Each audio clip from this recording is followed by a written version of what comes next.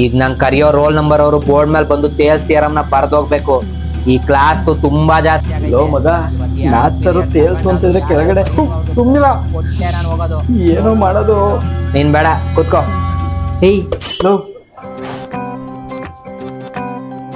Super ಮಗ. Hello, ನಮ್ಮ ಹುಡುಗಿ ಹೇಳಿದ್ ನನಗ್ ಮಾತ್ರ. ನೀವು ರೋಲ್ ನಂಬರ್ 32. ಸರ್ ನೀನ್ ಬೇಡಮ್ಮ ಕೂತ್ಕೋ. Roll number 51. ಕಾಲೇಜ್ ಕತ್ತಿ ಕೈ ಬೇಡಪ್ಪ, ಕರಿಬಾರ್ದು ಮಾಡಪ್ಪ,